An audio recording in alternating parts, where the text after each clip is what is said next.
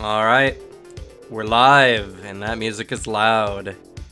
One moment.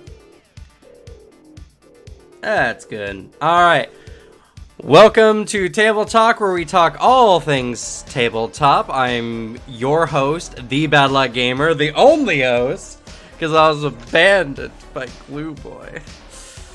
Only this week.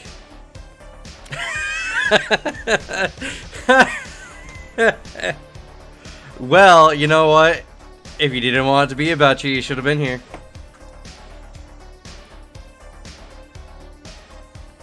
Just saying.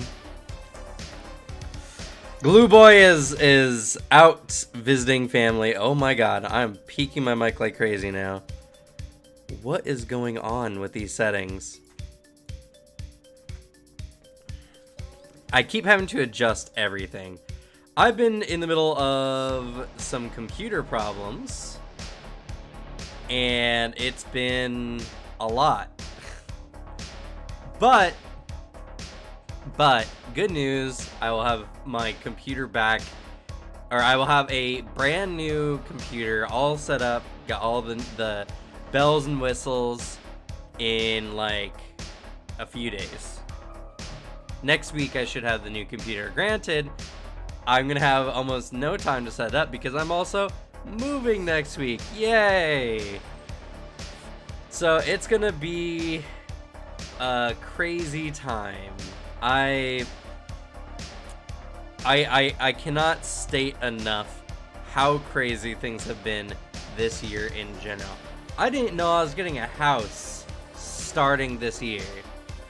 Like at the beginning of 2023, it was just like, all right, holidays are over. Let's get back into it. Let's get back consistent. Let's try to piece everything together. Last year was rough, incredibly rough. Went to Norway, Dark Archive came out, got COVID, had to get my fiance her passport. There's a lot of stressful things. This year, decided, wow, you had it too easy. So, we had a tragic death in my family, someone who's very close to me, which was very unfortunate. And then we decided to take my parents' offer on a house that we had previously said no to because I don't know reasons, who knows. And now we're getting that together. I'm getting a whole new computer soon, and it's another expensive rig, but you know, it's my career and everything, so I figured I gotta. And now I got Rage of Elements coming up, and the house we're moving into is a little bit of a fixer-upper, you know. So it's already going to be another outrageously rough year. To the point of I don't know. And you know, the worst part is as well is I've been busting my butt working on this channel, trying to get everything up in order, and it's like it goes really up and then it comes crashing down, goes up, crashes down. There's no consistency when it comes to YouTube at all. Sometimes you get lucky, sometimes not. Sometimes a channel releases one video and gets 5,000 views and like 1,000 subscribers instantly, and sometimes a channel works for 5 years and doesn't make it until like year 6 or something. There's just no consistency, which is hard. It's hard on the heart when you're already going through a lot. But enough about me. Let's talk about tabletop and all the things you guys want to talk about. Honestly, right now, we're kind of in a dead period between PaizoCon, which is coming out here soon, as well as Rage of Elements releasing towards the end of July. So there's not too much in the Paizo scene right now, but there is a interesting thing happening in the tabletop space, which is Critical Role's new show releasing with their brand new system, which is, well, the system is, oh goodness, what's it called? Can I find it on YouTube? That would be the question. The show is called Candela Obscura, but I probably need to turn that music down just a little bit more. It's using the first of their tabletops that they're releasing. Oh god. There you go. Yo, Keenan, what's up? Yeah, it's the Rules Light system. And I think it's like Luminous something. Let's see here.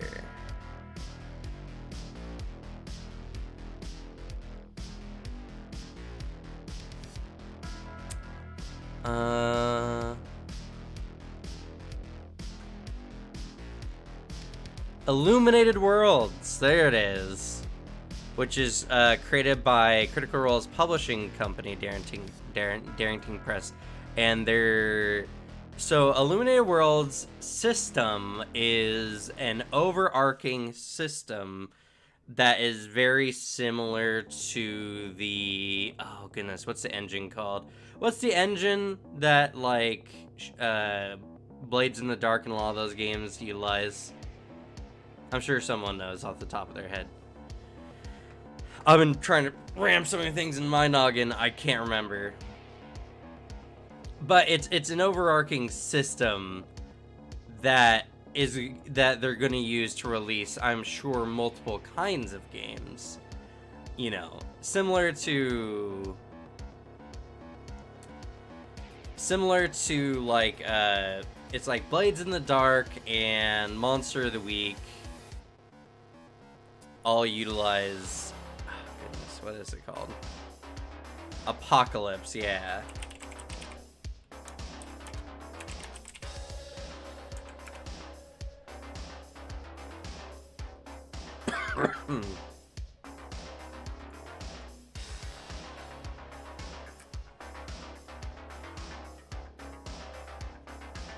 Yeah, powered by Apocalypse engine. So this new Candela Obscura game is going to be much more focused around like narrative-like kind of stuff, and this is big for a multitude of reasons. But the biggest is Critical Role's fan base is massive. If anyone didn't know, Critical Role has a huge fan base, and Darrington Press by association. And honestly, with the collaborations with Dimension 20 and both of those two companies kind of working together to make tabletop content, you know that whatever Critical Role kind of releases that is going to be, you know, more conducive to maybe like live play stuff, or is less connected to the slightly sketchy WotC going ons with D&D 5e, that Critical Role is going to release this, and I'm sure we're actually going to see some of it on Dimension 20 as well, and who knows where. Not only that, but Daggerheart will be coming out in a couple of years, I'm sure, somewhere in that range. And that's going to be a pretty massive swing in the tabletop space. Actually, it's going to be so massive that a lot of people don't realize exactly how much Critical Role kind of props up the D&D space. Now, I'm not saying that when Critical Role like does their own thing, that D&D is gonna crumble and nothing's gonna, you know, no one's gonna play D&D anymore. That's not true. People, tons of people play D&D, even back in the 4E days, which is like the era of table talk we don't talk about. You know, which 4E was definitely not that bad, but it was definitely not as successful as Dungeons and Dragons would have liked, especially coming off 3.5. So, with D&D's, current scope and WotC's funding and everything like that, I still very heavily believe that, D&D will be the premier, which is a very poor word of using it, but it's going to be the top tabletop game for most people, and that's just due to mass appeal, advertising, all kinds of stuff.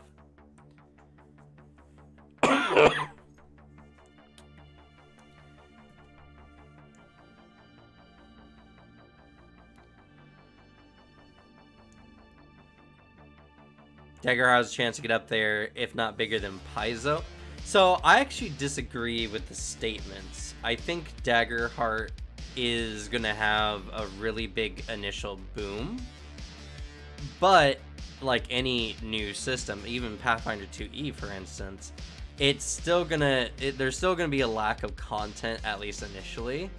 And Critical Role doesn't have the same funds that even Paizo does, honestly. So they're not going to have like a similar schedule. Will it have a big initial boom? Yeah, of course. I guarantee it's going to be like the top streamed thing for like a month or two, but who knows? It really depends on how good Daggerheart is as well. I feel like when you have such good examples as Pathfinder 2E, and honestly, when you open up when you take off the blinders and you look at the tabletop space in general, you are going to see a lot of really good inspirations for tabletop out there. Now, Daggerheart being a medieval fantasy, Tolkien-esque style game, though not Tolkien, because, I doubt they're going to have a lot of the same trappings as D&D or Pathfinder is, but definitely going to be in that same vein. You're going to get that feeling of your traditional tabletop through it. But I do think that they're going to come out with something interesting. And it's going to wow a lot of people, but I feel like just because it's going to lack the content that other games have, it's going to have a big uphill battle. And, there's not even to say how much of people watch Critical Role because it's D&D rather than Critical Role, which is something that a lot of people don't really consider as well. Regardless of any of this, Critical Role going out with their own systems with Illuminated Worlds, right? Illuminated Worlds and Daggerheart is going to shake up the tabletop space. It's going to get people looking at other tabletop games. It's going to break the conventions of people not wanting to try new games. Because that was the thing for D&D, is a lot of people got into D&D and then refused to check out other tabletop systems because it felt like a lot of work. Which, to be fair, it is, especially for the GM, who has to learn a whole nother system of rules. And if you're a dyed-in-the-wool, like, hardcore GM, you dedicate a lot of time to understanding the game and creating an experience for your players. So trying another tabletop game is a massive onload of work with not a lot of payout, especially if the game doesn't pan out for you. And not only that, but people are not as willing to try new tabletop games when they're just not that into it, honestly. Which is a shame, because there's a lot of games out there that are just infinitely easier to run than D&D 5e. Lots of rules-light games that you don't really need to understand much more than what's on your character sheet, in all honesty. It's really good. Like, the Apocalypse engine is a very good system as a representation for what is a good tabletop light system, or TTRPG light system. Regardless, I keep saying this, Critical Role is going to allow people to want to try something out because it's Critical Role. Critical Role has a lot of fans that are just feverish for whatever Critical Role cast members are doing. They don't care really about tabletop at all. It's mostly just hardcore fans wanting to do the things that the people they admire get into. And this is going to cause a lot of people to start looking outside. And yeah, sure, it's only going to be at Critical Role stuff, but it hopefully will have a little bit of, trickle-down economics. Horrible example, but hopefully a lot of people who are following them to these other systems decide, hey, maybe I want to try something else. Maybe I want to look at something else. It could be this spark that ignites the indie tabletop flame. Or it could not. It's hard to say. Who knows exactly what is going to start off that blaze, which is indie tabletop, if it ever kicks up at all.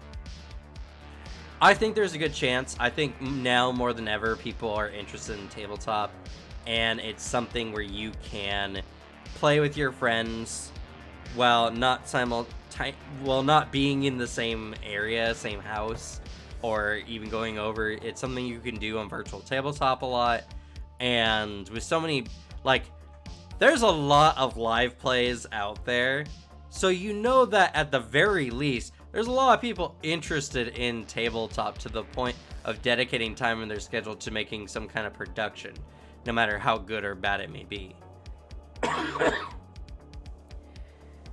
And I don't know if it's ever going to be anything more than the niche thing it is. Because, right, no one's really talking about tabletop outside of the tabletop space. But people are learning that there's a lot more people in the tabletop space than they thought before. And that's been obviously evident with Critical Role for the last 7 years, give or take. And it's evident as well that, if you're on Twitter or even if you're in the general YouTube space, I mean, I've seen so many comments and so many popular D&D YouTubers who are like, I don't like watching Critical Role. And there's channels with hundreds of thousands of subs. And there's a lot of people on them saying, I don't like Critical Role. So, if the millions of fans of Critical Role members, plus the potentially hundreds of thousands of non-Critical Role fans, get into the tabletop space and start looking around more, who knows? We could have a really interesting indie scene. It happened with MMOs. At first, MMOs were not a big thing as far as overall mass appeal. There were the people who loved EverQuest and EverQuest 2, but there were just not that many. And then World of Warcraft came out, and then suddenly it became a phenomenon that people were literally losing their lives to, playing way too much WoW, which, to be fair, is impossible to do at tabletop unless you do something ridiculous like a 1 week game with no food or water. But you can't just play tabletop continuously like that. It's not the same as video games. So, which, to be fair, might make it less addictive overall. It's not something that you can just endlessly pump hours into. Though, if you're like me, it's something you can definitely endlessly pump hours of thinking into. I think about tabletop all the time. And a lot of people out there do as well. And I think with the current age of self-actualization and be the guy from Saba, just make people play TTRPGs with you. Oh, considering the human race, I don't think that's an impossibility. I think there's literally a very strong chance of someone being so obsessed with tabletop, they're willing to kidnap people to do it. It's how little hope I may have in humanity, or maybe it just shows how colorful we are as a species, but yeah. So, tabletop's gonna be in for quite the mix-up, quite the shuffle. A lot of people are very interested to see where tabletop is going to go after this, me included.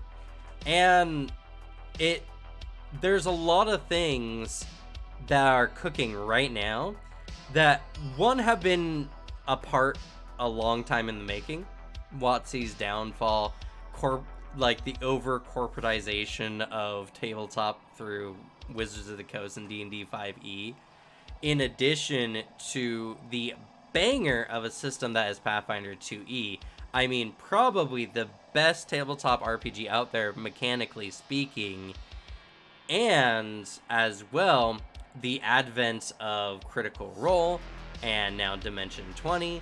Plus, if you're a big podcast person, I'm sure you've heard of Glass Cannon Podcast, who is another big TTRPG podcast, very popular, enough to do shows even, which is outrageous because I just never heard of them until PaizoCon last year. Oh goodness, and PaizoCon last year, now I'm talking about PaizoCon last year. The crazy thing to me is I went to PaizoCon last year sometime around July. And I was not aware of, like, Glass Cannon podcast. It was at that time that Nonat was just bridging past 20k subs. And even I, at the time, you know, of PaizoCon, was sub 1,000. I was around, like, 800, 900, somewhere in that range. I think 900 subs in that range. And now, be me a year later, and nearly 2,000. I'm sure by July will be more than 2,000 subs, you know, more popular than we were last time. And now the OGL business happens, and Dimension 20 has been going up. The tabletop space is a powder keg.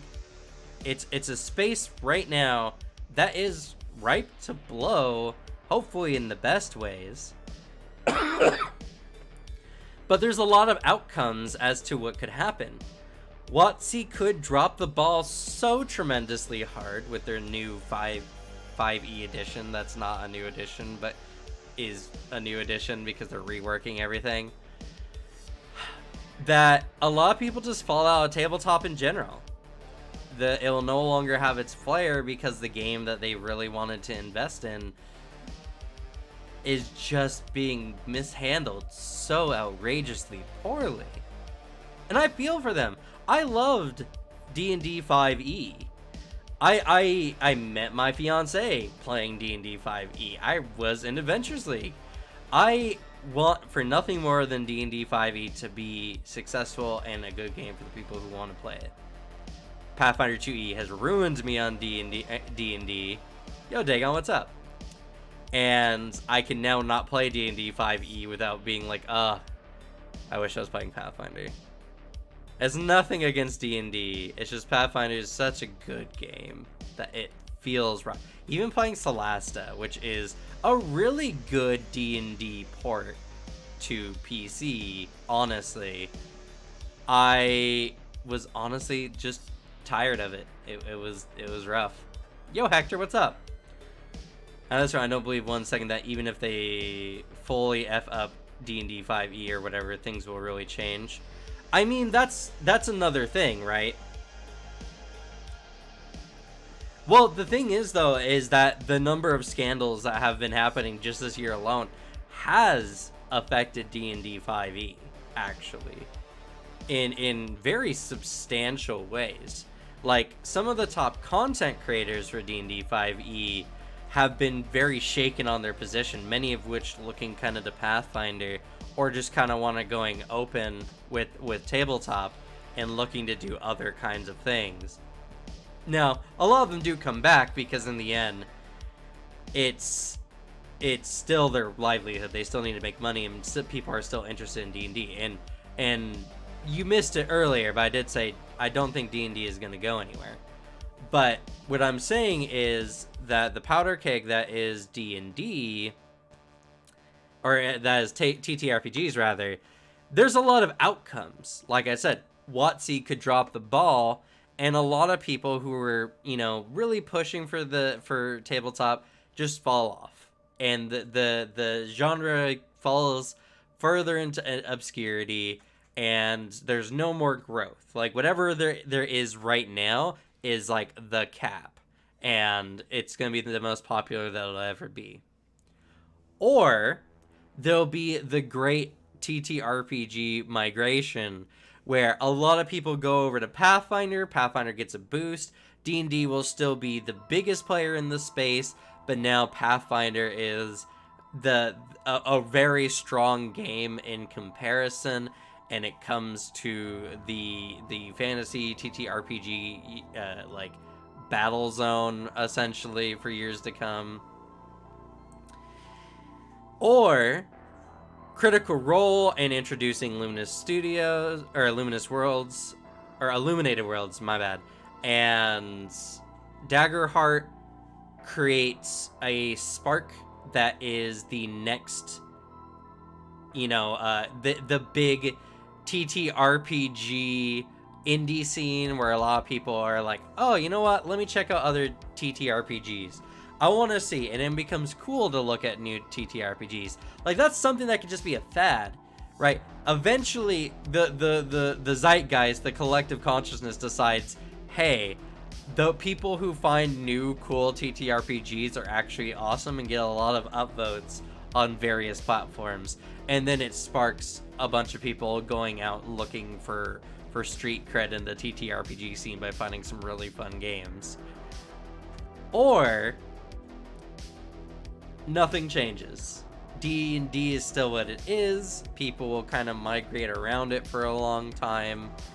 And we have a lot of different, like, similar situations when it comes to things like video games. MMOs are a really good example of something that was kind of just niche and not very big until a big player came out, and then it created this huge kind of gold rush of people who are looking for that game and then started looking for other things. It happened with indie video games where everything was AAA console wars, and then suddenly indie developers started making banger games and really started making people look around. And then Steam happened, and Steam was like the ultimate source of finding games of all varieties, AAA to indie. There's just a lot of examples where various types of gaming media take off, and it's hard to know exactly. The tabletop scene, for better or worse, has been changing for the last decade. It's been very different for people, and it's definitely not what it used to be. TTRPGs was just something that the really nerdy people got into before, and it was the thing that you would be made fun of in school, yada yada. And ever since then, it's been evolving to like, oh man, did you hear Vin Diesel loves TTRPGs? Or have you heard of Critical Role? Or like, oh man, we're getting a D&D game. Yeah, that sounds like fun. Let's do that, you know? Like, that's just not things before. So TTRPGs are changing. They are becoming something new and something different. And it will continue to change. There's no stopping it now that it's kind of entered the big ocean that is the general populace. Where it ends up, how relevant it is, those are all things that, you know, could change. Let's see here, Rage Zero. D&D didn't die with 4E, so it probably won't die with 6E either. The great D&D migraine, yeah, for sure. Yeah, and that's the thing, right, is 4E was not even that bad of a game. It just wasn't, it didn't have the same depth that 3.5 had. The player base who absolutely loved tabletop felt that 4E was just not the game they fell in love with, and that's why it kind of fell off.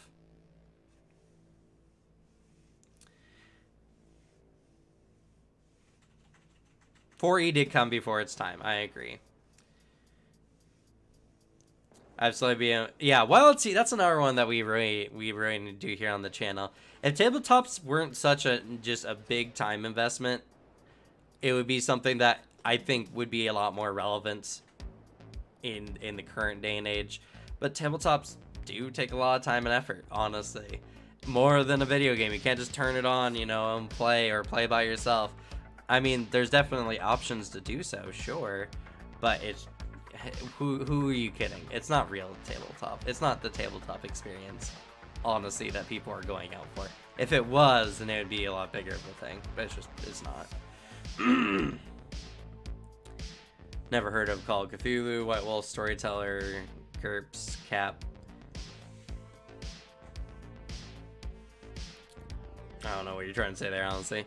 But, I mean, so this is the thing, right, is that the tabletop scene definitely has a lot of good games out there. I mean, I've played a grand majority. We're going to move here, and I'm going to move probably a couple 100 pounds of books.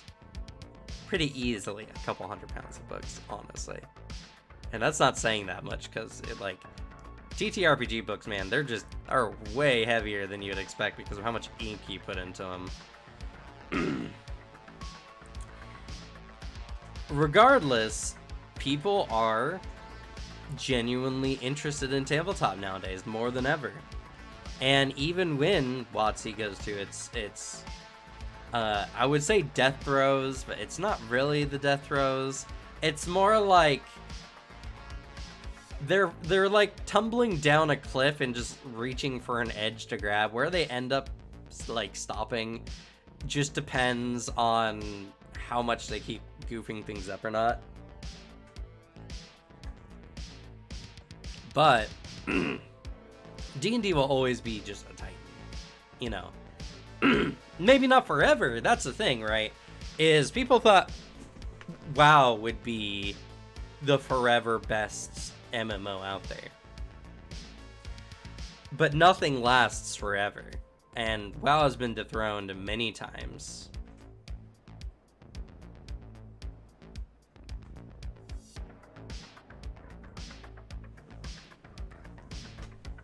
I mean, I'm sure you're being facetious. You can still have your niche tabletop spaces. They still exist. If you go and play the SRD, I think. Or what's it called? The classic tabletop stuff. Is that ORSAD?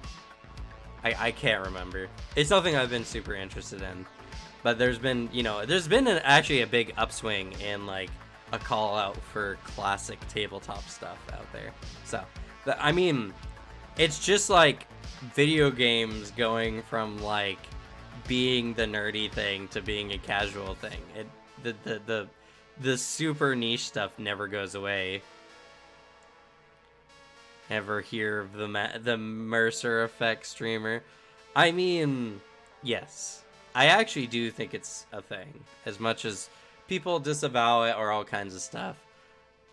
There is... The Mercer Effect is just by grace of being, the most recognized face in the space. But there's a lot of very, very good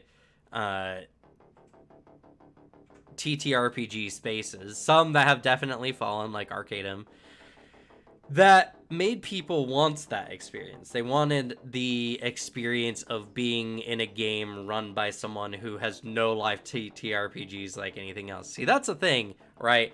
Is the best and worst part about TTRPGs is literally you get as much as you put into it. So if you dedicate your whole life to TTRPGs, you will get in a phenomenal experience, a once-in-a-lifetime, crying over characters' deaths, screaming and shouting upon boss kills, all that kind of stuff, all that enviable kind of things you can get.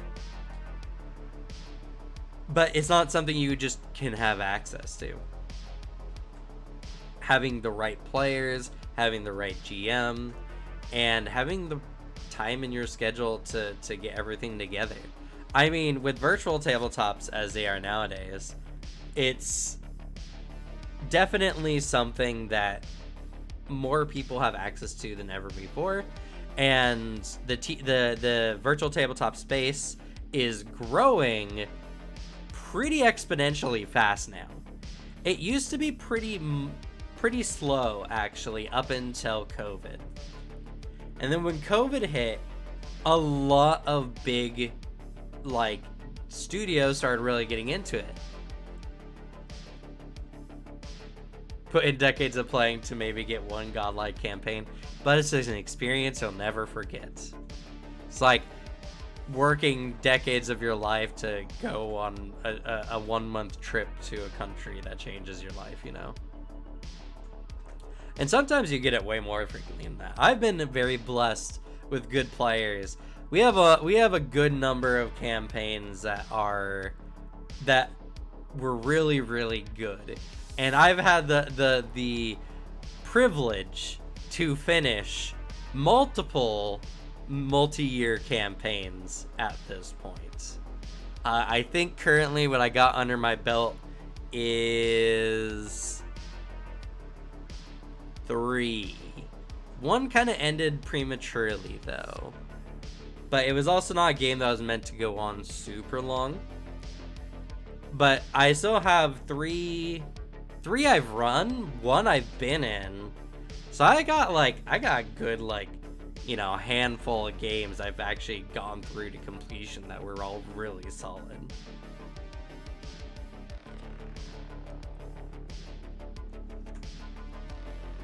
And that's a rarity.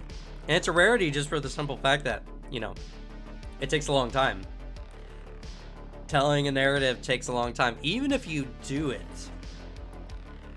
every week or multiple times a week, it's not a guarantee. I remember one game I was running, we were doing it like several times a week for a year. We still did not get that campaign actually finished out. So, I mean, tabletop is fun. And if there's a bigger space for more people to get into it, I'm happy for it. If you like the hardcore multi-year campaign style tabletop, good on you. I think that's fine.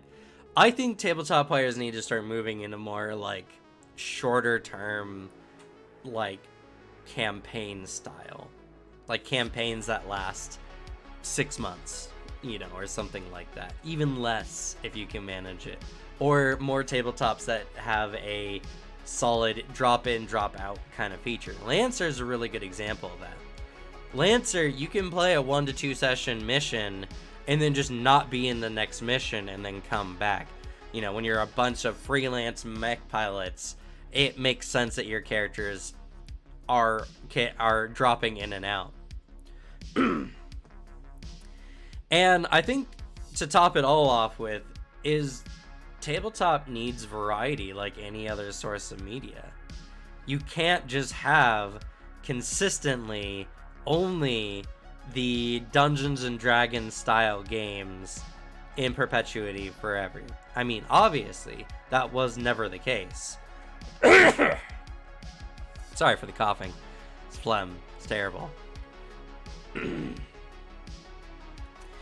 It's the, like, Vampire the Masquerade. My goodness. Vampire the Masquerade was a whole sect, just a whole cult of people by itself. It still has a very strong underground community to this day. Heck, many of the White Wolf games have a very strong community to this day. If anyone's ever watched If the Emperor Had Text-to-Speech, you know, the Alpha Busa, Great Warhammer stuff, they moved on to World of Darkness content. And now, I forget what the series is called. It's like Dad the Awakening or something like that. I can't remember. It's really good. And World of Darkness is a very strong, very powerful setting in itself that a lot of people don't know about. Advertising is key. It's the key to success in literally everything, because you can have mediocre content get millions of views, hundreds of thousands of subscribers, and you can have banger, really good content only getting thousands of views, thousands of subscribers. And there's lots of evidence of that, like, everywhere. It's just what grabs people's attention. Heck, what people even think is good changes super relevant to the era. And the biggest thing about it is TTRPGs were just a media that honestly were like video games in a lot of ways, predating video games in mass culture sense. It's only recently that TTRPGs have really grabbed people's attention, the last 10 years or so, like I've said. So to think that something that has caught on like this wouldn't get some kind of greater mass appeal or evolve into something that is just a lot more commonplace is laughable. It, like, tabletop RPGs will never fall into the obscurity they once were. That door is closed. We can't go back. We are, whether we want to or not, in the age of the wide open range tabletop, where people of all variety and kinds come out to settle various, different camps, different towns, whatever. It's just where that goes is interesting. And as someone like myself who has a vested interest in TTRPGs, not just from a hobby standpoint, but from a financial standpoint as well, it's like the gold rush, where we're just waiting for that opportunity for tabletop to blow up in different ways and to jump onto that. The second that Illuminated Worlds and Daggerheart are publicly available and can be reviewed and everything, I'm going to be on that. I'm going to be making videos on it. I'm going to be talking about it, reviewing it. I'm going to be delivering that content in addition to the Pathfinder stuff. I'm not just going to ditch Pathfinder to look at a bunch of Critical Role made games, for sure. Unless those games are so mind-blowing that I can't get them off my mind and I just have to talk about them 24/7. I think that is highly unlikely, but, who knew Pathfinder 2e was going to be as good as it was? And honestly, when it came out initially, it was not super popular. It just got more popular because they keep releasing more banger content. But the second those games are out, I'm going to make content on it. So all you are going to get the ability to see and experience these new games that Critical Role are making through YouTube, through me. And hopefully I can deliver an experience that makes it conveyed to you what those games are like, so you can make the decision whether you want to check them out yourself. You still might not. It's all up to you. It's free world after all. But there's going to be people looking for that. And that might mean the channel kicks up and suddenly we're going from 2K, 3K subs to 20K, 30K, 40K. It might not. Someone else could do it. Someone else might get recognized for it. There's just so many different things that can affect it. And my career, like tabletop in general, that's how it works.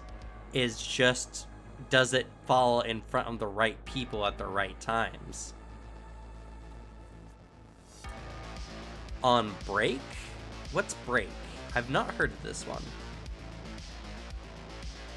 It was on Kickstarter. Huh. I'll have to look into that. Let's see. I think I finished 6 full Pathfinder 1 APs and 1 more I'm currently in. I think we just finished book 4 of Rise of the Rune Lords. And a couple long campaigns in 3.5 I did play-by-post in. I could never do play-by-post. I have such a short attention span. It's hard for me to keep in the narrative mindset when it comes to play-by-post. I get impatient even when I'm typing. I'm just I just want the story. Give it to me now. I admire play-by-post. Honestly, I want to make a game that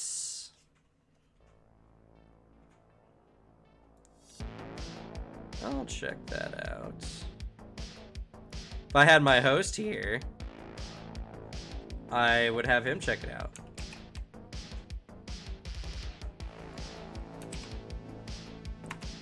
Also, we're not divorced. He's just gone for the time being. It's Mother's Day's weekend. He's out seeing family, so he'll be back next week. We might not have a table talk next week. It depends. It's literally 2 days before we move.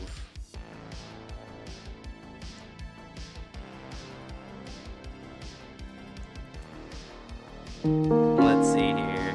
1 second, I'm looking at break.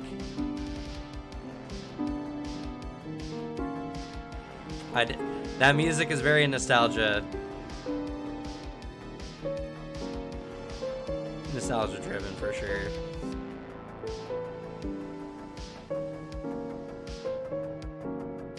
I do like its almost art book appearance.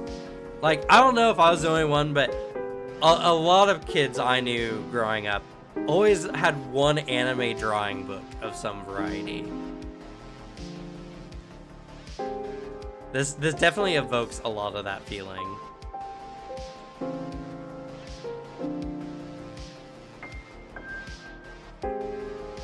That's a pretty thick looking book. God, that book is gonna weigh a ton. That's gonna be a lethal weapon. Full color pages. Oh God, and all the stuff in it. It's dense too. I like the look of it though, for sure. I mean, that's always been my dream, is to be a variety tabletop. Well, actually no. So my dream always was to earn a living doing tabletop in some variety or form. I wanted to like run games professionally. I've definitely changed my mind on that since then, mostly because I've almost never met a professional TTRPG person who wasn't just super pretentious. Like, you gotta sell yourself, but a lot of them always came across as being very, like, having a big ego. Like, oh yeah, look, I make money doing tabletop. Hee hee hoo hoo. I mean, like, Arcadum had a lot of that energy to him, honestly.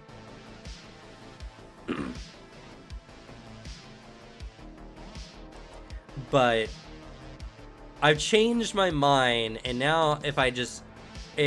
since starting YouTube, like, since starting Pathfinder YouTube, because I've had a YouTube channel for like a decade, I've wanted to move to variety tabletop at some point. I wanted to make a channel where we do all kinds of tabletop, and I make it really fun for all kinds of people, and do a lot of things. It's really good. It's hard because the people aren't looking, but if they start, then you have the birth of the indie TTRPG scene on things like YouTube and Twitter. It's crazy.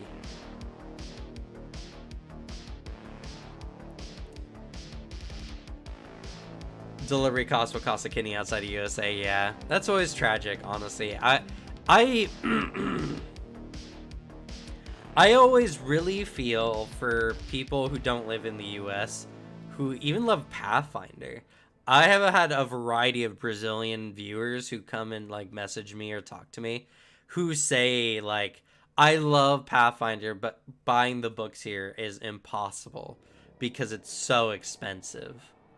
And I wish that was not the case. That's why Archive and Nethys, and I think TTRPGs in general, need free access to their rules and the ability to play them. Because, honestly, like, premier services where only people who pay play are never successful. They're never ever successful.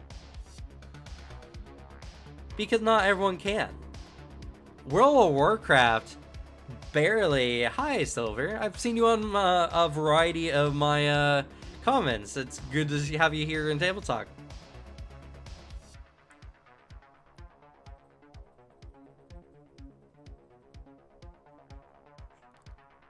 Yeah, CompCon. I hope CompCon is a forward-moving trend in tabletop.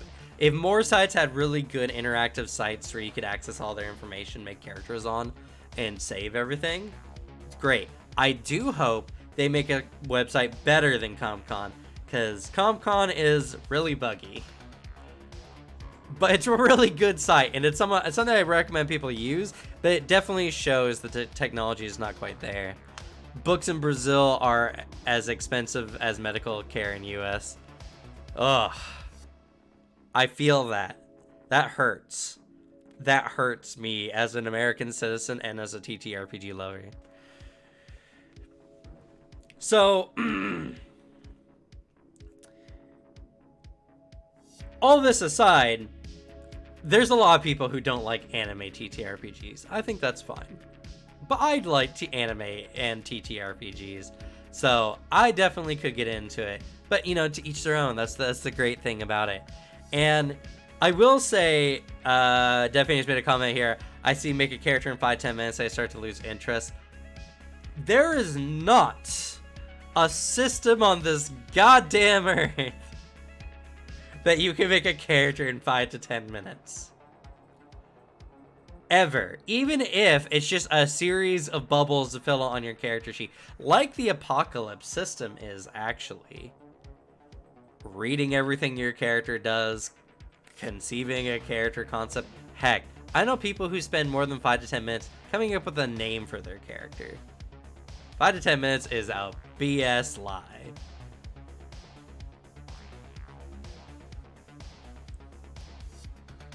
But I also completely understand people who are not into rules light or don't want to play a game that isn't super invested at character creation, which I think is fine. Granted, I would actually like to see more TTRPGs that have very easy character creation, but the leveling and getting skills of the game is what makes the game more complex. Like a game that is like, for instance, like Apocalypse, like Monster of the Week, for instance, but evolves into something as complex as like Pathfinder 2E, I think is a brilliant way to go about it, and I'm surprised no one has made a game where character complexity increases like a cone, you know, from character creation to end game. Like Pathfinder, you could say it does, because by the end of it, your character has so many things they can do, it's insane. But at character creation, Pathfinder is really chunky, which is good for if you like that. But if you're not into super chunky games, it's super intimidating. I want a game that's very simple to start with and grows in complexity as you play, because I'm a progression nut, and so the more I see character growth, or the more frequently I do, the more the happy chemicals go and monkey brain is happy. So, you know, I'm totally into that. Not to mention you can just get the player only rules PDF for free on itch.io. Yeah, it's really good.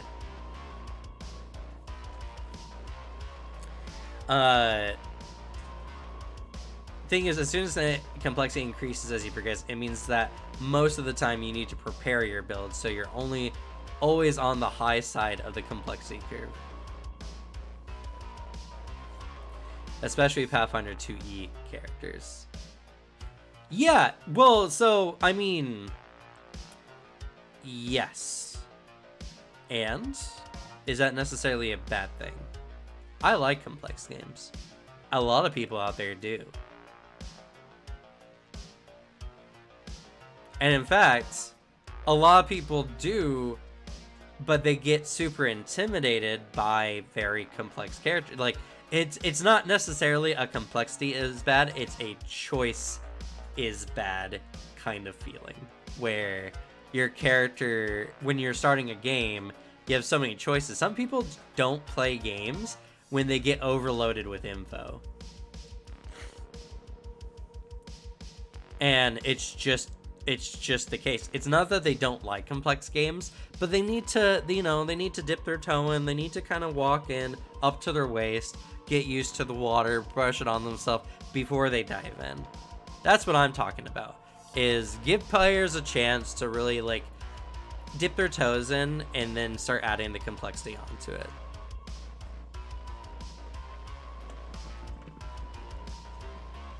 Oh, you need to read your content.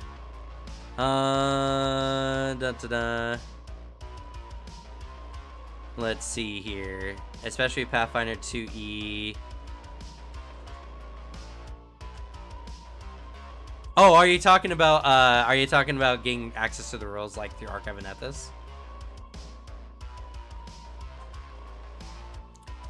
Because yes, I agree. Archive and Ethos and variety of sites also really, really good. Path Builder as well. Really, really good. Sorry, it's the split medium between Twitch and YouTube, and they come in at different rates, so I apologize for that. But yeah, Path Builder, and that's true. Like, you can, if you understand the system. I'm talking about, like, beginning system knowledge to whenever.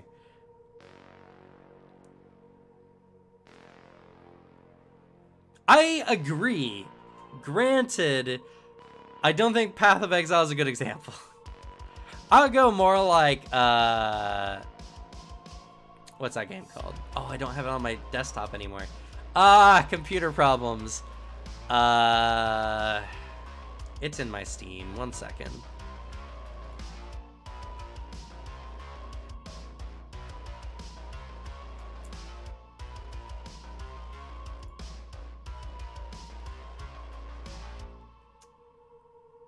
Something Enoch. Last Epoch, there it is. Last Epoch is, I think, a better example of a game that would do that something. Yeah, the Sphere Grid. Well, I'm also not a fan of games that give you very granular growth. I don't like games where it's just like, invest a point to increase your damage by 2% or 5%.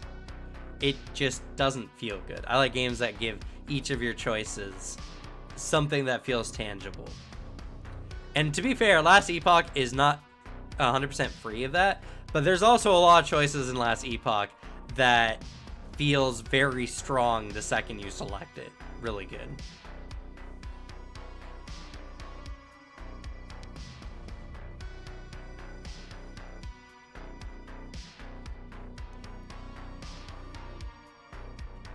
Yeah, see, I've fallen in love with the Pathfinder, but I still find the character sheet intimidating. It's it's a lot of info, honestly. Once you know, it's not difficult, right? But that's not what we're talking about. When I say no 5 to 10 minute characters, I mean, to be fair, even technically at that, it's 5 to 10 minutes if you either don't care or you already had the idea, but conceptualizing probably took you more than 5 to 10 minutes overall.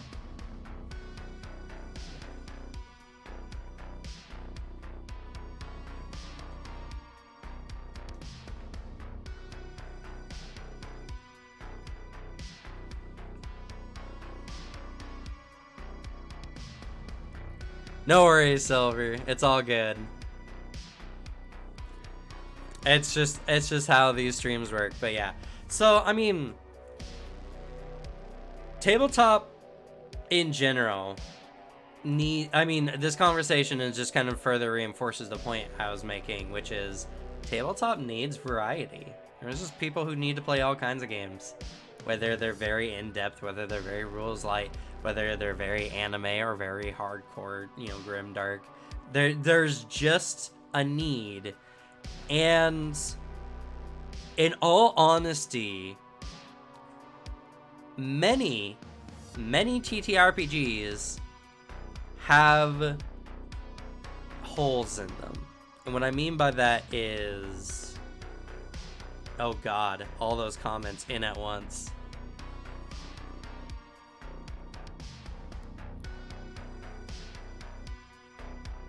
At AG, 2.5 speed for me, third party app. Yeah. Only time I've ever even touched a Pathfinder 2 character sheet, or PDF in my case, is because a guy started a game using heavily custom rules on Owlbear Rodeo. Interesting. Looking forward to Daggerheart. Daggerheart is sick, for sure. I will be making content on Daggerheart for those who are catching up now. Or I guess they might be already caught up. Who knows? Anyway, I touch character sheets, but mostly on like VTTs, not physical, but like actual like versions of character sheets. And I gotta say, I still prefer Roll20s over Foundries currently. That might be heresy to say, but I feel like Roll20s just has better presentation overall and works really well.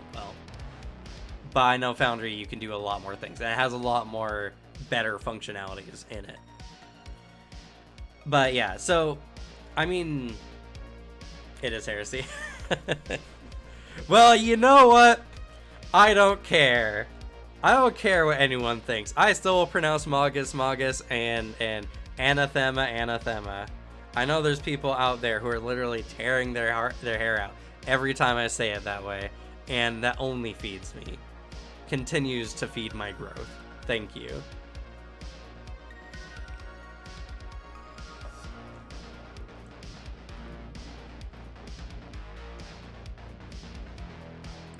One of D&D keys players can convince them that all team.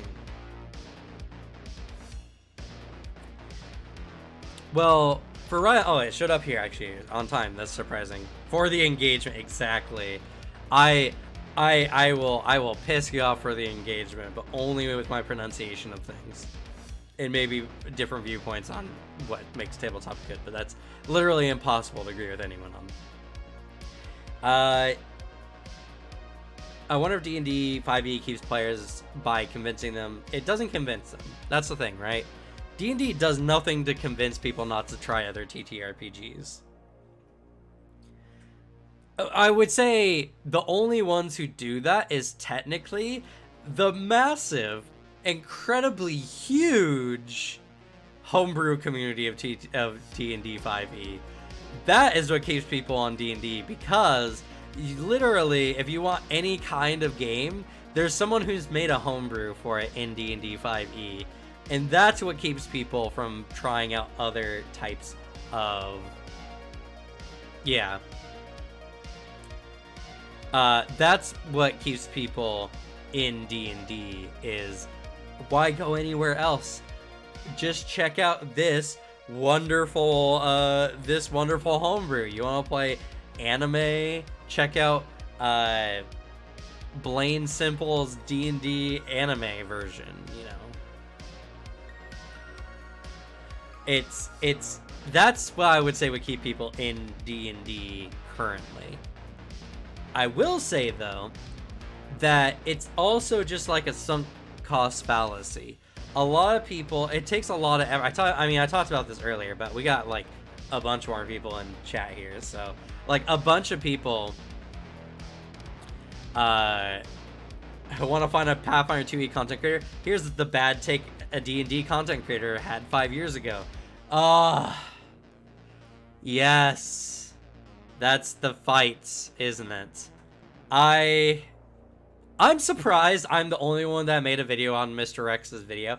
Granted, his video was the least inoffensive of big content creators making videos on Pathfinder. But still, I'm surprised I was the only one who made one on Mr. X's video, honestly.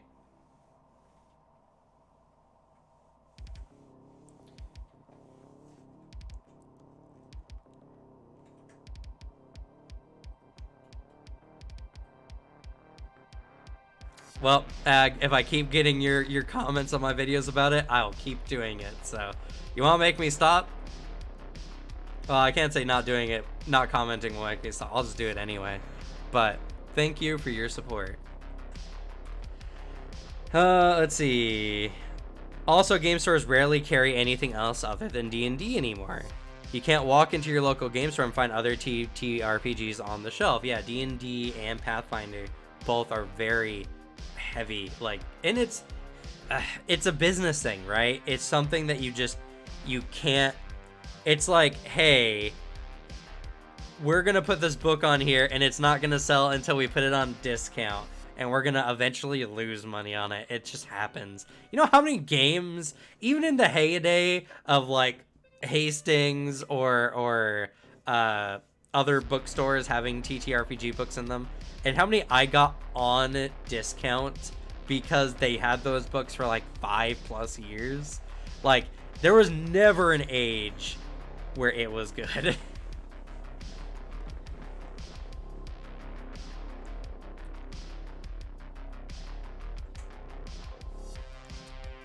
Yeah, and I mean, Silver here is right. You know, it just takes a little bit of push to get people to try new things, and to see it's not that bad. Is it a big time sink? Yes. I can't tell y'all how many gray hairs I should have from back in the day, like a year ago, when we were trying to try like a new MMO or a new TTRPG like every month. Like me going, reading a book straight for 2 weeks, rereading a book to learn a game, to then run a single one shot was very stressful. Incredibly stressful. But I'm also a busy person, you know. As much as people think that YouTube is easy, it ain't easy. How much time and effort I dedicate to making videos, doing research, recording, editing, setting up collaborations, getting on here. I'm busy all the time. It's nuts. And the fact that I was still able to run even as many games as I did after only prepping for a month was remarkable. And that's why I understand. For people who don't want to invest that time, I get it. I really do. But it's really not that bad, especially if you start looking at TTRPGs as like, okay, let's do a 3-month game. Let's do a 5-month game. And then we can try something else. That's what we're doing here on the channel currently. And honestly, it's great. We run 10 to 15 sessions of one game. Then we set it down. Mostly Pathfinder we set down. Everything else we kind of drop in the bucket for later. And then we check something else out. We get a little refreshed, come back, do it again. And it's really good. There's no reason why you can't really look into a new TTRPG and like try it out every once in a while. It's really not that big a deal. And because of the production rate of TTRPGs, it's very sensible, honestly. You check out 5 games in a year, which is not a lot.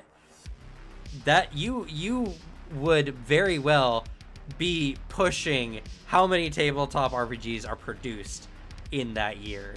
Like, I'm pretty sure most of the time there's not that many. But who knows? There's all kinds of Kickstarters and Patreons and everything like that for games out there. So I'm sure there's plenty I don't know about. But as far as like major releases or anything that like actually is really engaging, there's not that many. And my god, y'all chatting up a storm here. Also, for some reason my multi-stream isn't streaming the YouTube stuff, so I have to look over here. Let's see.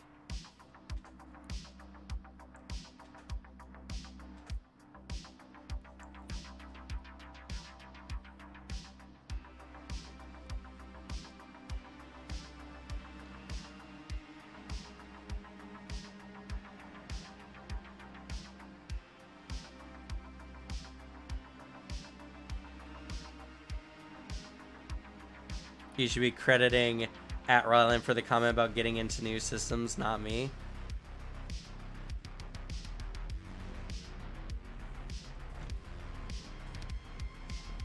Why? You said you transferred over from D&D.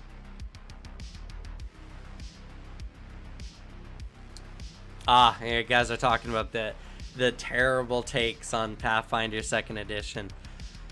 Oh boy, the take in 21 was the most ridiculous because the illusion of choice is such a nonsensical thing in TTRPGs anyway.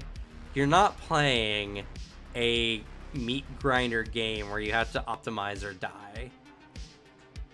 The best part about TTRPGs is that it's a custom experience. Your GM is completely free to adjust things for the party so that they can enjoy their narrative experience while still being challenged by the game.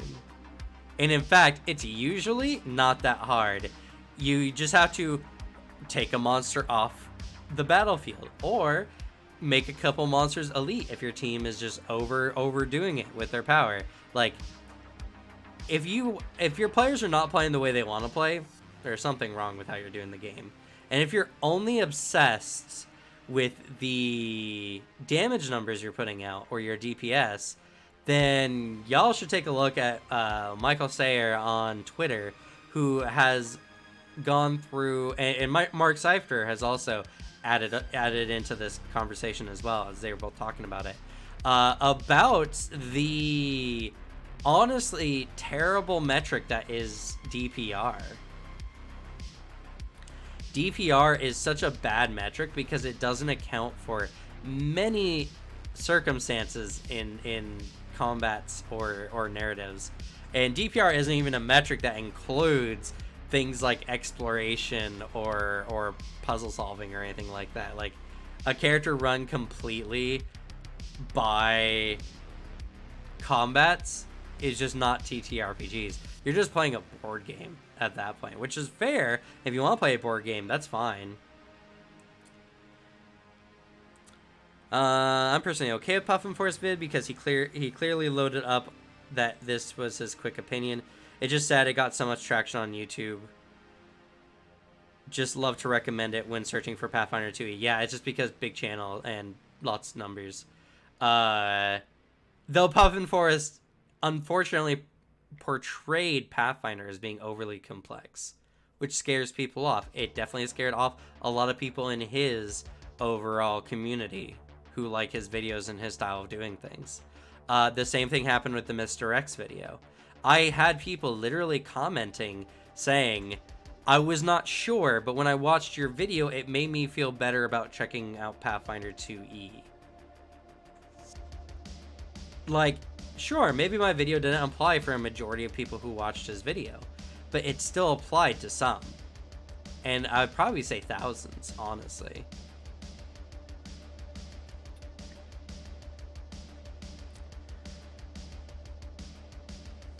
I wonder if the grognards who like rules light games think about Pathfinder. Actually, not just the grognards, anyone who prefers rules light. I mean, that's the thing though, right? You cannot like Call of Duty and still like video games. Grognards or non-grognards, people who prefer rules light can just play rules light games. There's plenty out there. There's a lot of really good ones out there too.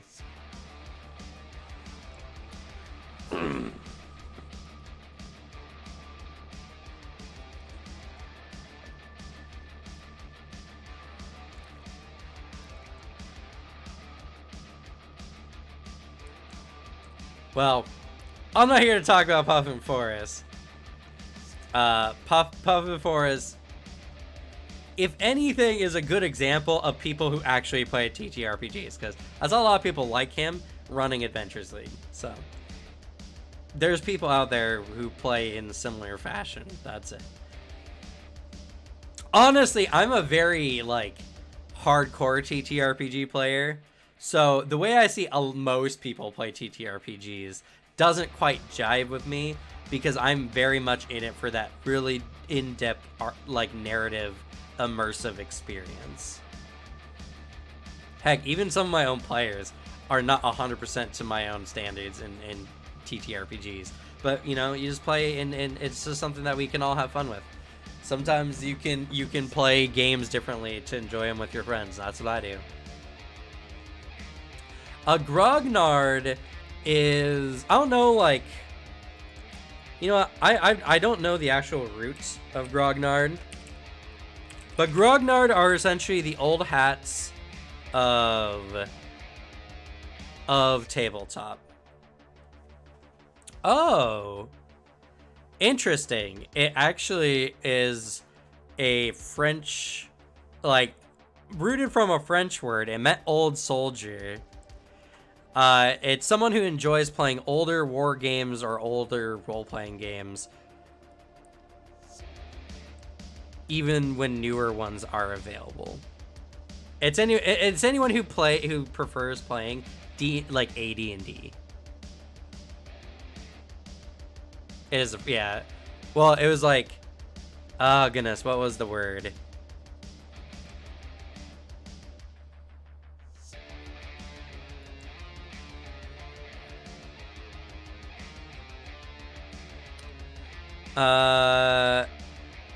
Yeah, it's just a French word. It means a grumbler. Grognard.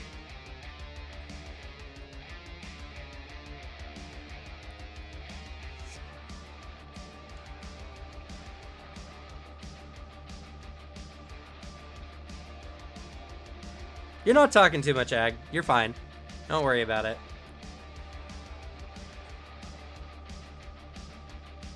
Grumbler, yeah. It's just grognards are people who just prefer the old AD&D or the SRD style tabletop. And it's mostly in reference to people who just are like, I don't like the new kind of, like, oh goodness. A lot of other bad takes. Granted, this was bad takes against D&D. But there were some people who are like Clownfish TV, who are saying, like, D&D is just now a bunch of superhero furries. Like, that's a very grognard take. Completely misinterprets and misrepresents what tabletop is nowadays, or current tabletop. It's just people who are just like, I don't like change. Goblins should just be evil. Players shouldn't be goblins. They're meant to be enemies.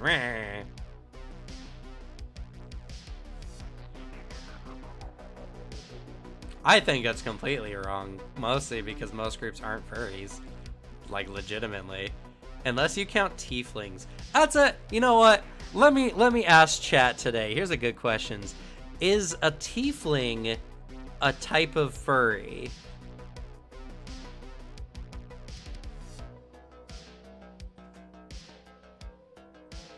At least the superhero side isn't that wrong, to be honest. Yes, but people want to be strong in games. I do think that there is definitely a place for harder core TTRPGs of people who want to play games where their characters are not, like, guaranteed to survive to the end of it, you know. If anything, there's a place where people are like, for games for people who want the act of survival.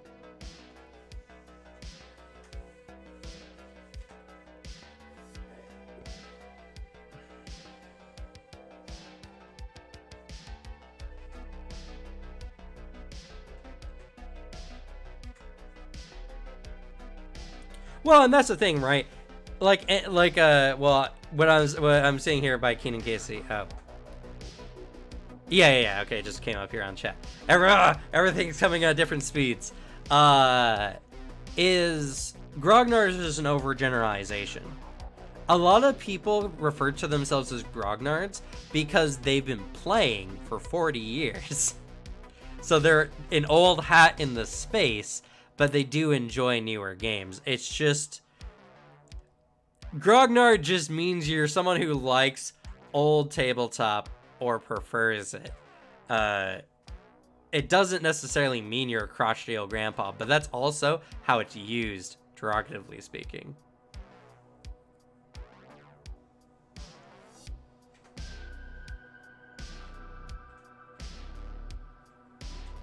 No, they are not a bird.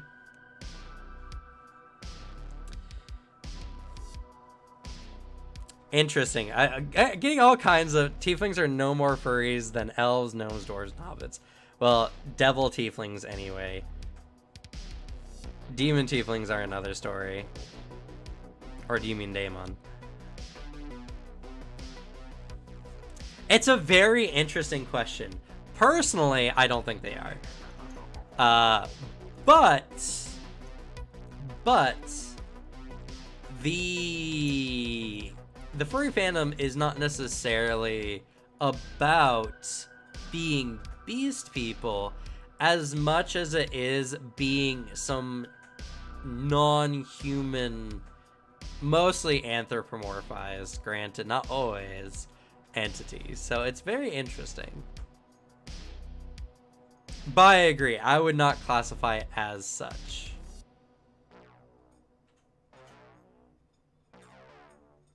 Found the tiefling player. How goat is the tiefling? I mean, it's, yeah, I don't know. It's very interesting. I don't know. Because it's like the tail, the horns, the hooves. Even if they don't have hooves, I feel like it's something that if not qualifying as a furry type, it's definitely something that appeals to furries. But very interesting. I might post a Twitter post about whether tieflings are furries or not.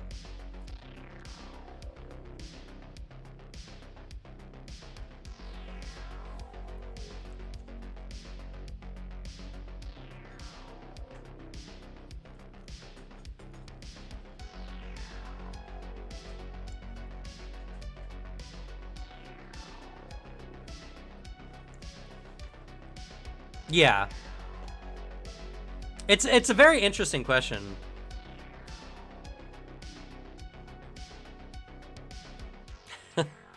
What? That's true. Are biblically accurate angels furries? This is the question. These are the real questions we got going on here. That's a very intriguing questions. Actually, now that I think about it, what about the types of people that identify as eldritch entities? Where do they lie on this scale? Is there just a term for that? I don't know, actually.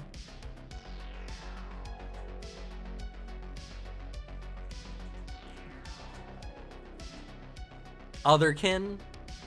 I guess. Yeah, I guess it is technically otherkin. Otherkin has such a very different connotation for me, though. Mostly because I just hear nothing but otherkin horror stories. So I guess my opinion, my viewpoint is very biased by that information.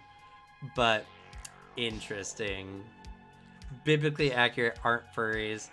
The not biblically accurate are at least 37% furry.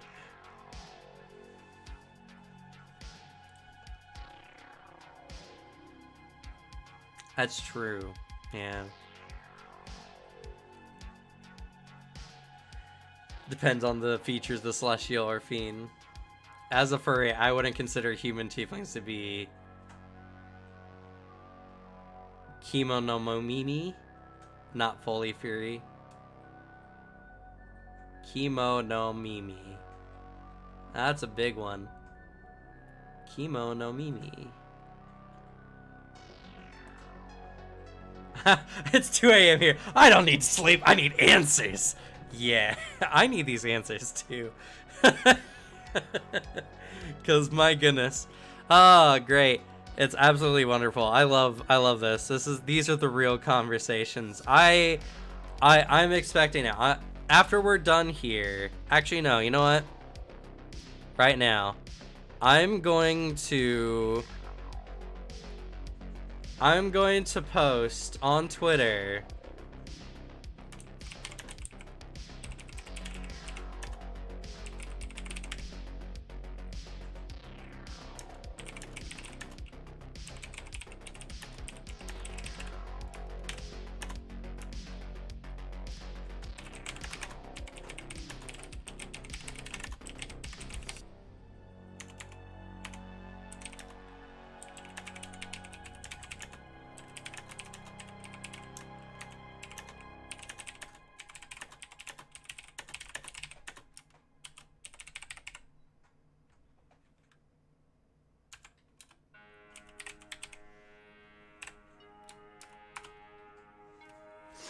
Oh wait, I gotta make this into a poll. Now let's see, we'll do it for 2 days. Alright. So add a bunch of hashtags. Hashtag furry. Hashtag TTRPG community. Hashtag TTRPG family. Oop, I put a space. Hashtag Pathfinder 2E. Hashtag D and D. Oop. Oop, that's not a hashtag. Hashtag D and no, that doesn't work. Weird. D and D 5E tweet. All right, I'm expecting y'all to go to my Twitter now and follow and answer this tweet. I need to know. Kimono Mimi. I said it right. Oh my god, Kimono Mimi. Yes. Sorry. Is Japanese for furry though. As an ASMR heritage inventor is now something I want to build. That's true.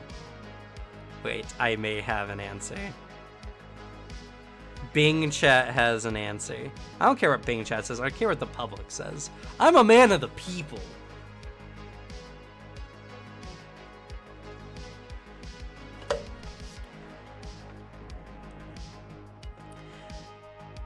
Kimono Mimi means animal ears in Japanese. English term would be something like cat girls, cat boys, or mostly human with animal ears and a tail. Oh, okay.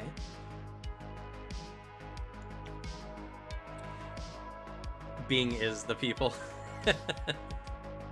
Fair. You know what? I use Bing, okay? I'm a Bing man. I've always enjoyed Bing. That's a very heretical thing to say, I know. After bourbon the description of tiefling and what furry is, Bing told me the following. Based on this information, it seems that tieflings are not considered a kind of furry. However, this is a topic that is open to interpretation debate. What do you think? What is my Twitter again? My Twitter can be... Oh, is it actually... You know what? Let me double check here real quick. Is it linked on Twitch? It's not Twitch. That's just... That's Twitter again. Smooth move, me? I may have not added my Twitter to my... Here.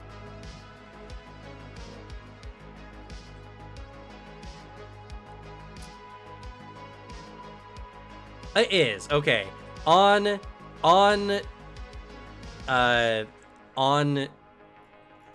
Twitch, you can find it. It's in my socials about in the About the Bad Luck Gamer section there. You actually have access to my Discord as well as my YouTube channel, so... Ooh, Rage Zero coming out with a hot take here. Edge being better than literally anything? I disagree. I dislike Edge very heavily. I will use Chrome. Edge is the best. Oh my god! Alright, well, I guess we all deserve to be here together then, huh? We're all heathens. It's okay. I accept you all. I will not cast doubt. I will only judge silently.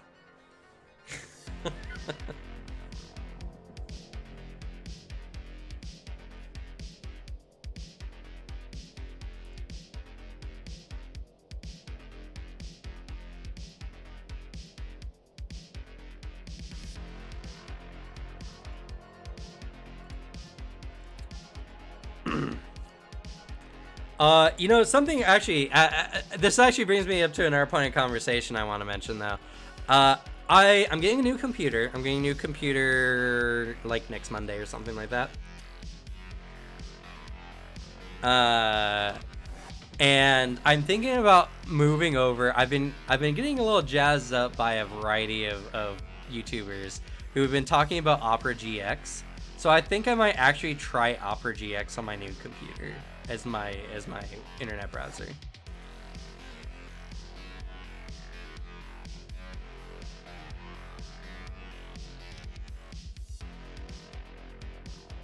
I have a problem closing tabs, so I just have Chrome and Firefox, each on one on a different screen. Interesting.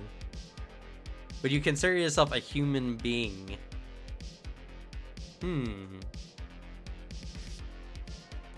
You'd recommend Brave, at least? I don't know, I'm gonna try Opera GX, because that's what I've been hearing about, and that's what I'm gonna mess around with, and we'll see if it grows on me like it has some other people. I've been pulled in.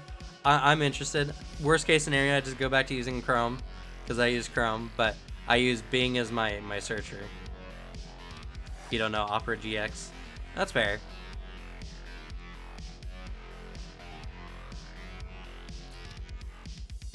Let's see.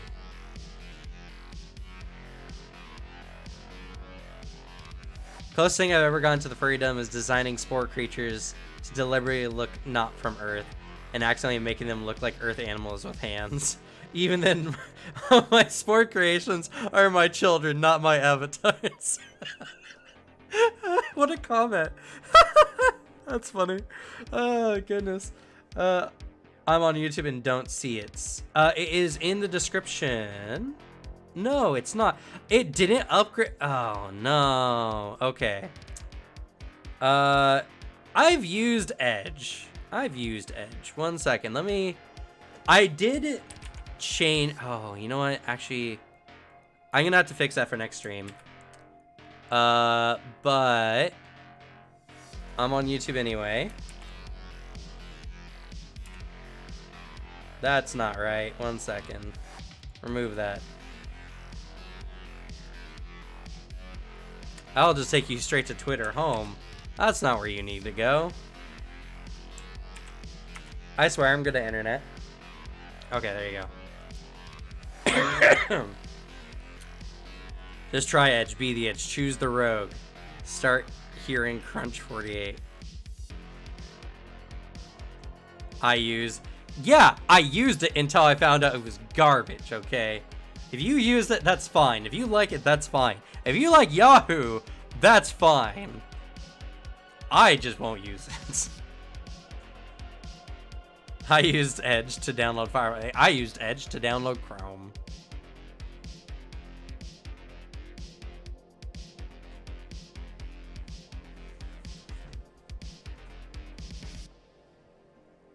Oh, I'm sorry, Keaton. Sorry you had to go through all the effort.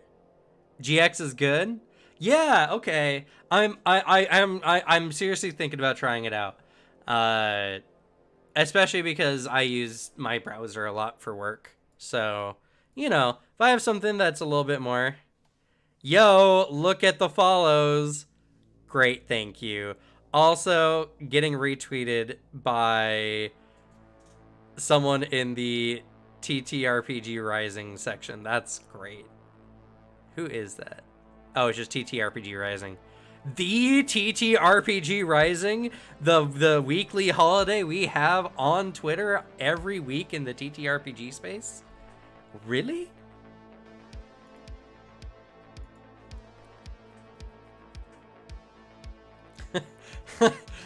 Edge. Sorry.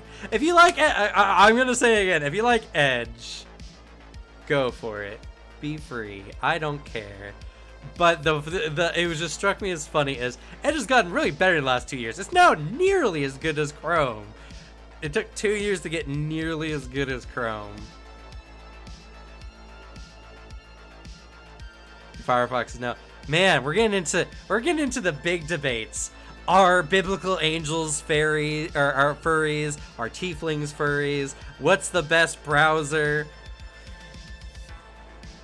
I don't even need to talk. Chat's is gonna go by itself for the next 30 minutes.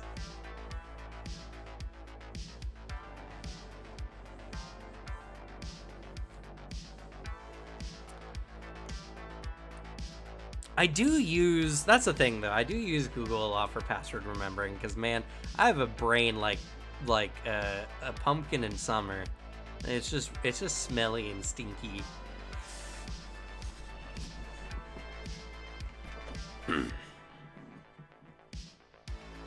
I don't know, like I said, I'm willing to try new things. Like people should be in the TTRPG space. Try new tabletops.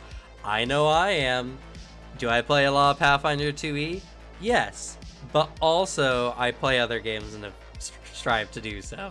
So you all should as well. Especially because, man, I'm definitely not doing it for the money, because those videos bomb super hard.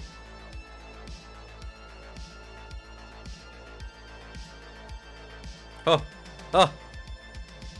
Hey, to come back to TTRPG, did you ever use the retraining rules in your Pathfinder 2E sessions? Yes, we use retraining actually a lot. Retraining is probably one of the best features of Pathfinder 2E.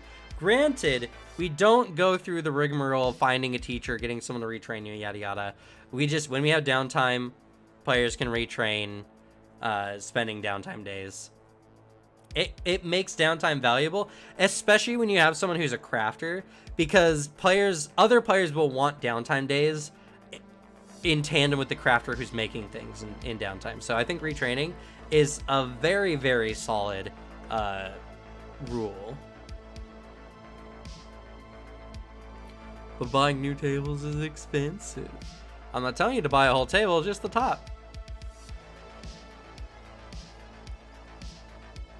Though, you know, I do agree. Actually, you know, punny as that is, Rylan, you do bring a good point.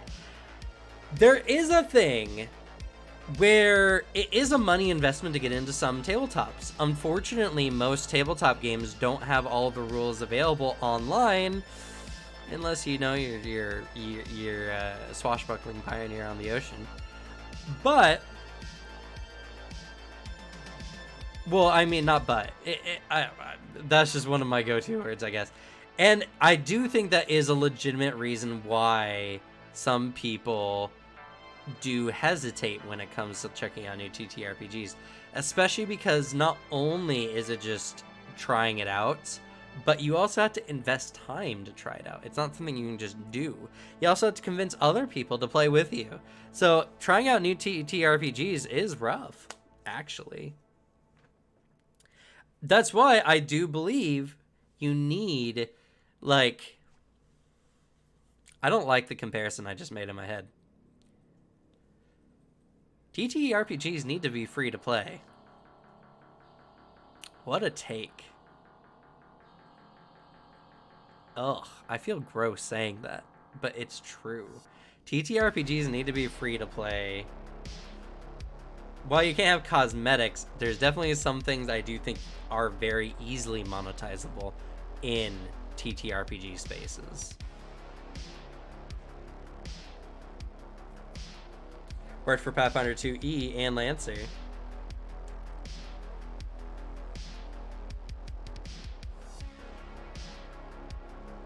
Yeah. Pathfinder 2E core is the average person's monthly salary. It's crazy.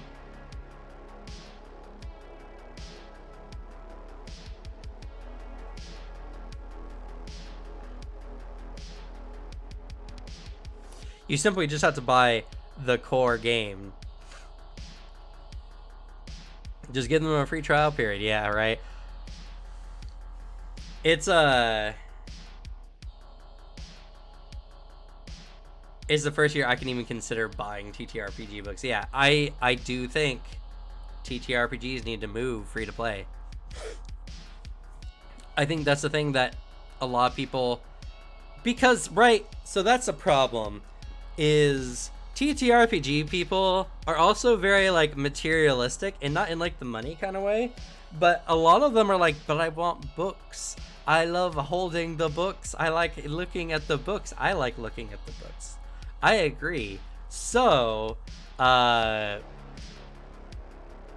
the thing, is when you produce a game, you have a material cost. It's not just like, you can't just like free to play it, because there's no way to monetize tabletop generally unless you have product for people to buy.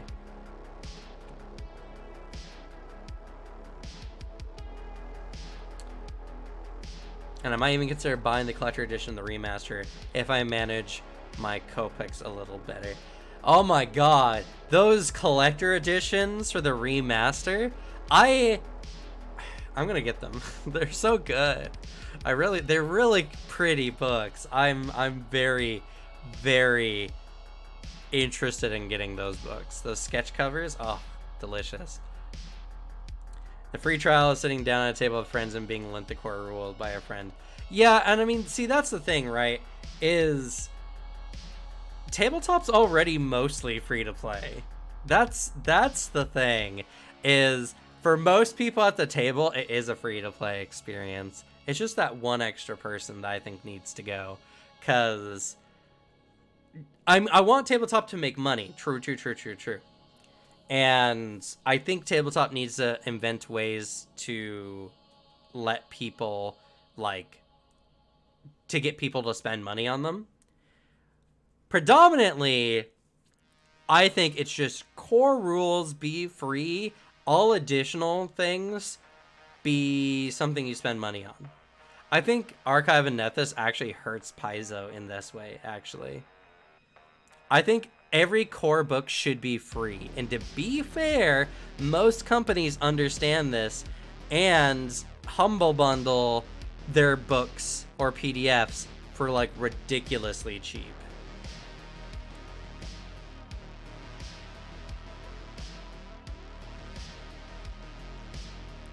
Maybe. You might be right, Rylan.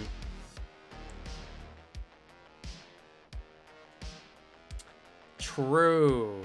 You know what? Get kids in the library? D&D, or tabletop in general. You know, legit though, if library starts stocking just like core books for every kind of game out there, I think you see a lot more kids in libraries, like for real.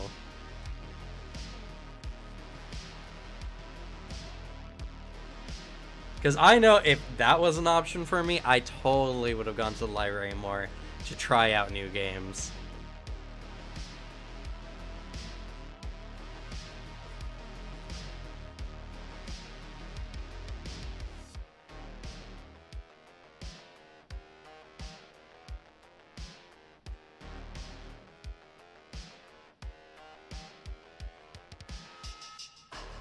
Oh, that's fair. I've never been to any kind of establishment like that, to be fair.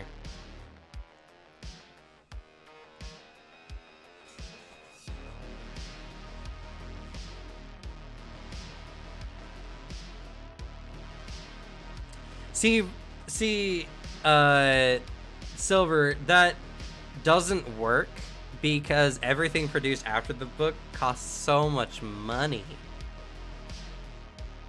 It's not like a game you can produce because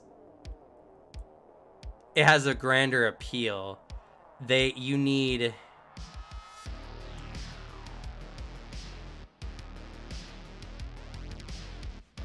here it is for everyone, yeah.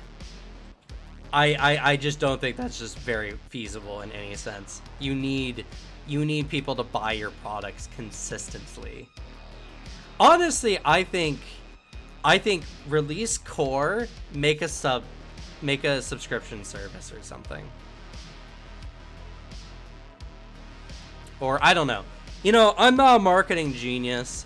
I think tabletop is remarkably difficult to market in a lot of ways. I think digital media needs to be the route they go to make it easier for people to get things. Like, I think of a virtual tabletop space where you can get the core book, you can play with your friends, and then when you want to, you can buy like the additional books online, like that. I think is the way to go. I think core books should be free. Maybe the future will combine libraries and game shops. I doubt it. The point of the library is a place where you can go and do job applications.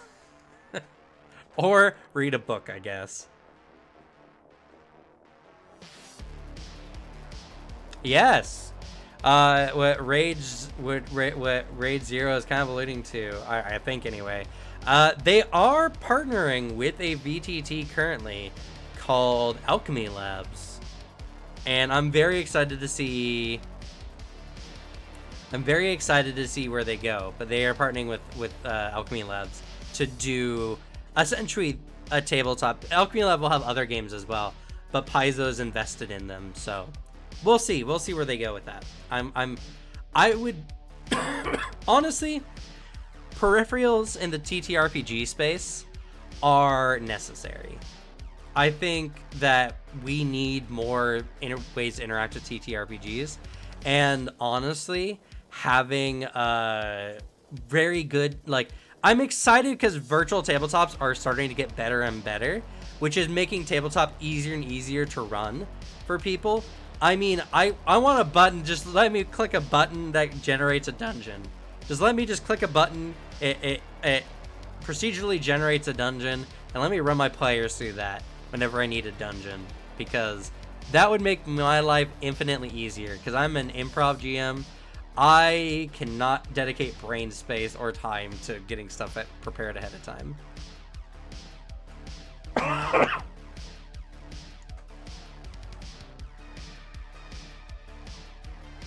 Well, so Silver, I do think that physical books should exist and people should pay for physical books. People buy physical things all the time. You know how many people I know who play predominantly on virtual tabletops who still are buying dice? A lot, actually. An immense amount of people.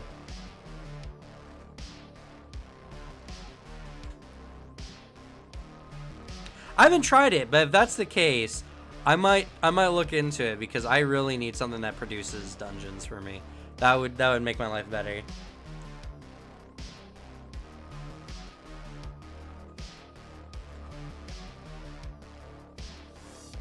Yeah, I think Keenan is right. Libraries are hard to keep open because there's really no way for them to guarantee money back for books that are stolen. You get a library fine, and people just don't go to that library anymore. So libraries consistently lose money. They need to be a public service. I think we need to invest money in libraries, but you also need to have libraries that are harder to steal from.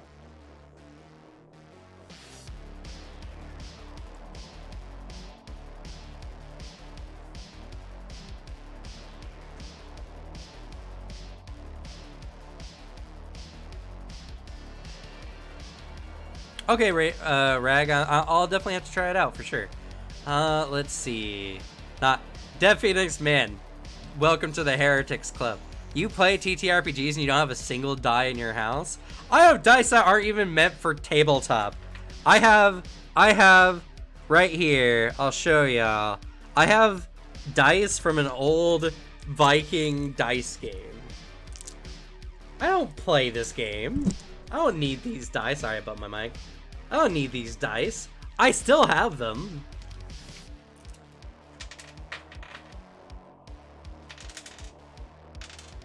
I will say Viking chess, really good though. If anyone's ever played Viking chess, it's very good.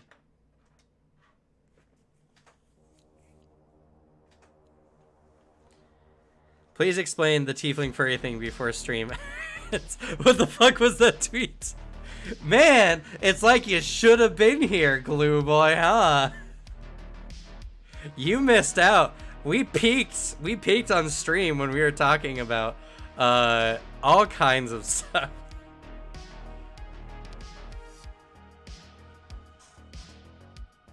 Also, I expect you to retweet that. You gotta. Man, the votes keep coming in, and they're very consistently 1/3 yes, 2/3 no.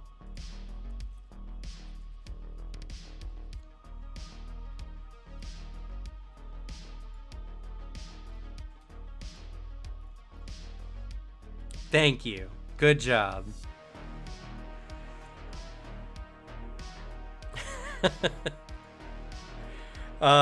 We were discussing whether tieflings were furries or not. Also biblically accurate angels. Just a question. We were committing heresy anyway, so we might as well just go hog wild, right? To be honest, I don't like physical merch in general. Pretty just have video games and some stuff I got from cons, since I felt like I had to buy something while there. They ain't lol. Some people disagree with you. I want this. I want that tweet to go. I want that tweet to catch fire. I want so many people to just give their various takes. I think it's an internet storm waiting to happen. And so far, at least a third of people disagree with you, so.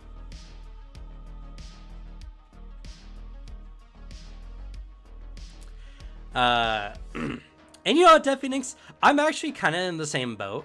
I think physical stuff in general should be phased out for the environment's sake, you know? Like, the only thing physical we should have to worry about are, like, food, things that we need to be physical, like vehicles. But I do think that digital media in general is the future for environmental purposes. It's perfect debate material, but 1/3 of people are wrong. Ah, we'll see. That poll is gonna be up for a couple days. But yeah. Oh goodness, what a great stream, man! If only you were here, we would. It's almost like when you're not here, the stream's better. I don't know. Maybe this needs to be a more consistent thing. Who knows? I'm kidding. Please come back. I need someone to talk to.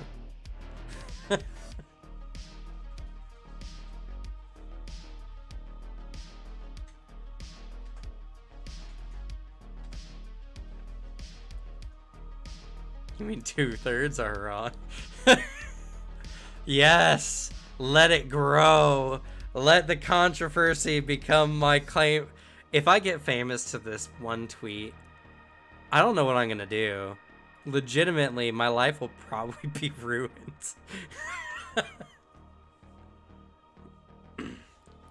Oh yeah!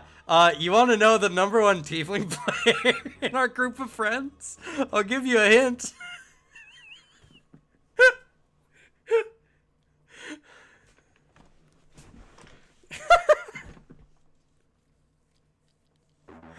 Oh man, now I wish you were here. I want to hear you defend yourself live.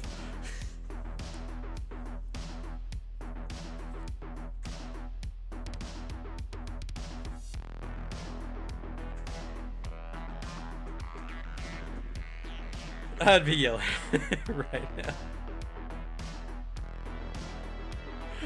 Oh goodness.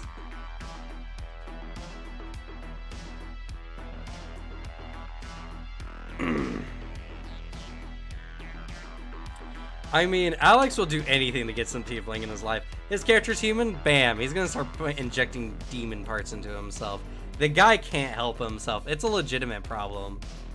We were planning on having a demons are we were planning on having an intervention, but I guess you're just gonna be we just need to do this here live, Alex. We're all here for you. We all want you to know that this is a safe place, and it's okay. It's okay to admit that you have a problem and that you just want to be a demon. We just need to talk with you on how that's not socially acceptable. I mean, Virgil is basically a tiefling. Yes, I agree. I like that take a lot.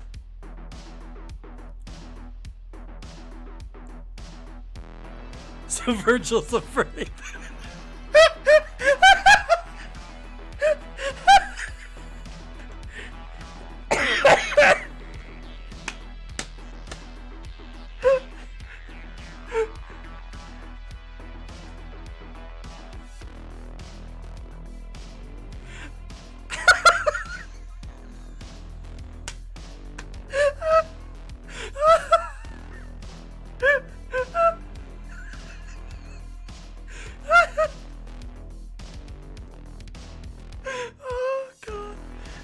Alex, it can't be unwilling if it's what you want in the end. It's just a happy accident at that point.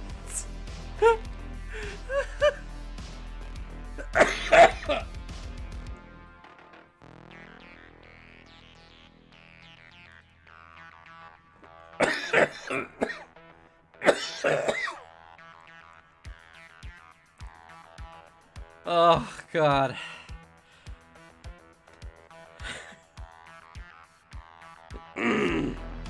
Like I said, it ain't. Because it has to be means you didn't want it at all. And we all saw you at the table. We saw that glint in your eye. We knew what you wanted. You can ban on YouTube. Yeah, that's true.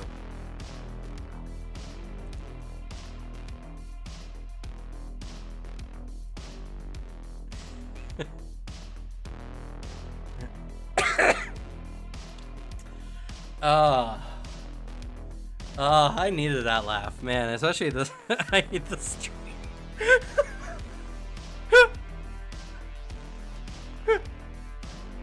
Oh god. Oh fuck. Clips. I need clips. Oh my god. This is really good material. I need. Oh my goodness. I'm gonna have to go through this stream and clip a bunch of things. I'm gonna make a YouTube short on everything that's happened here. Oh, it's so good. I hate to think that I'm with my family right now. Oh, what a great way to end stream, for real.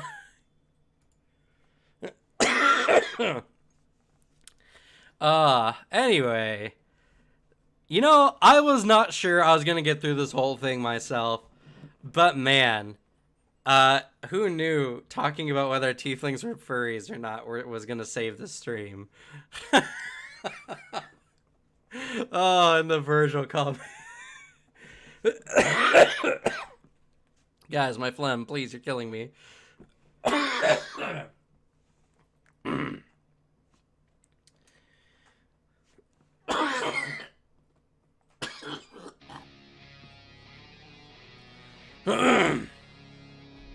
Sorry about that.